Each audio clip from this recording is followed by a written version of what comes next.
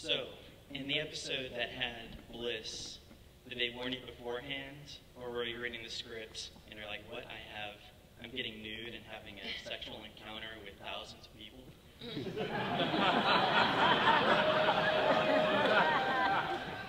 I see, that's how you see it, okay? Yes, I was warned. Our producers are nice enough to warn all of us when we have sex scenes or nude scenes or, you know, which is a really nice thing to know as an actor that's coming up, so you can starve yourself for like 8 days before. Yeah, I was warned, and thankfully so. And it was fine. You know, it's network television. You can't show much, so I was covered in all the right places. And you do, you know, I mean, there was, I think Eve shot that episode, and they wanted to do a big establishing shot of me walking on there totally naked, and I was like, great. Now, I know you can't show anything on network television and nobody will see anything they shouldn't see, but I've got to stand naked in front of the whole crew and then show up to work the next day and for the next 300 days. So that, to me, was the awkward part. And they come up with all these contraptions, you know, these like things to cover your boobs and the, you know, all the proper things, but you're still naked.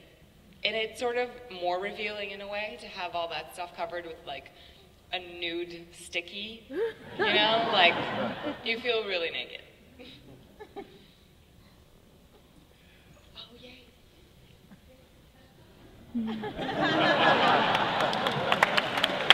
Right, a hand for Tracy, everybody. Now I feel much better. Right, the first ring, I don't get it. No, go for it. I'm going to listen and drink at the same time. I was just curious, with Firefly and Serenity, obviously the majority of the cast was all on the same side, so I could see where it would be easy to be close to everybody. How does that compare with what you had to do to stay close to the different sides in the V series? Right. Since basically some of the characters are against the other characters. Yeah, it's really tough. I end up working by myself a lot. Me and Marcus, my good friend Chris Shire, we're always looking at hollow screens in my office in the big green room. Occasionally Scott Wolf pays us a visit. Occasionally Elizabeth Mitchell pays me a visit. Occasionally Laura pays me a visit. But it's pretty lonely up there on that ship. I'm hoping to get more interaction with people. Haven't what? Joe Grutch? No, I've never gotten to work with him yet. We all hang out outside of the show quite a bit, as much as we can. I mean, people are commuting back and forth and they have families. But on the weekends, we try to do a big family gathering for us and hang out. And I love everybody so much. They're such great people. Hi. How did you feel about developing Anna not just as a leader, but as a religious figure among the V? Religious figure? Explain that to me. Well, with the Bliss, it seems very similar to like the Buddhist Nirvana. Right, and it seems like it's a religious experience for the people. Yeah, that's an interesting way to see it.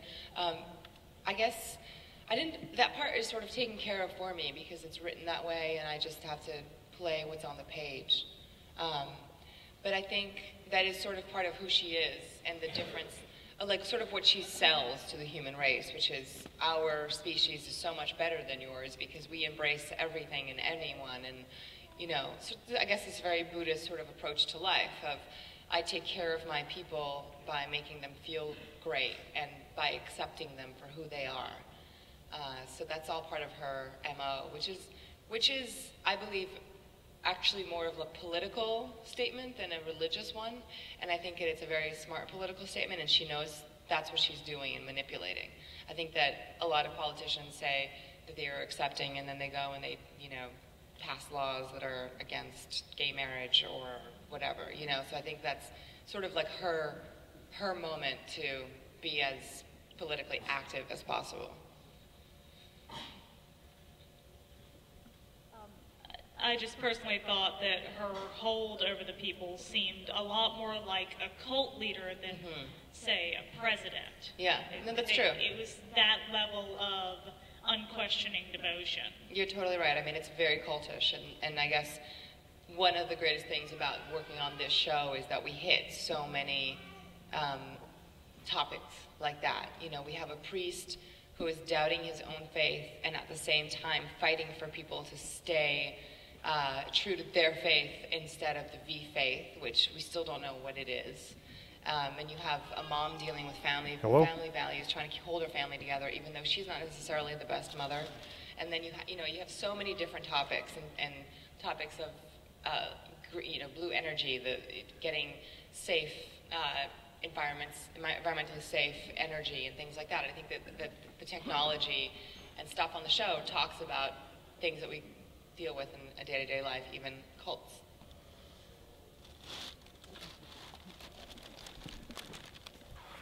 It's hard to be articulate on a Sunday morning. Well, I'll lighten the conversation a little bit. I'm completely intrigued by your hair. Oh, thanks. It's very becoming. Thank you. Very flattering, I must say. A couple things. I was curious to know if you missed your longer hair. And then what was the decision besides this cut? Like, was it yours, or was it just more fitting for the character, or the network, the writers? I actually cut my hair before I auditioned for V. I cut it for a film I did, and it was like a really hard decision to make. You know, I had hair down to here. I've always had really long hair. And I thought I was going to look terrible. Like, you can't picture yourself like that. And my boyfriend was actually the one who was like, just do it. You don't want to wear a wig of short hair. Like, that's just going to look terrible. So I did it, and I was like, fine, I'll grow it back right away. And I loved it, and I kept it. And to me, it was a really empowering thing to be able to do. To suddenly not have any hair to hide behind, or, to be a woman and have short hair and see what people's reactions were. And my agents gave me a really hard time about it, actually. They were like, you got to grow that out immediately. I'm getting terrible feedback on your auditions. Nobody likes your hair. You're never going to get a job. Grow your hair out. And I was like, you know what? No.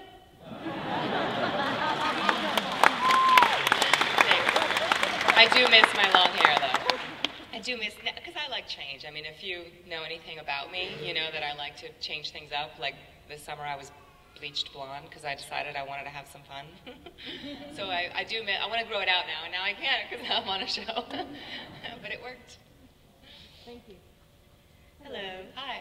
Have you had an opportunity to discuss with Marc Singer your different experiences? I went up to him here, and he was so tired from flying all day. I think he took a red eye over here and got in yesterday. And I went up to him and I was like, hey, and I was with my fiance and we were like talking to him, and I was like,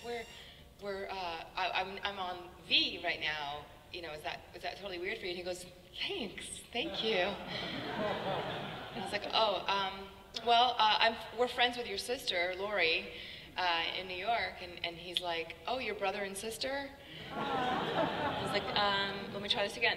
Is it weird for you to have the show come back after so many years? And he's like, oh, thank you so much. No, it's really, and I was like, okay, I'll see you later. I think I'll try again today when he's not so tired. It was a really funny exchange.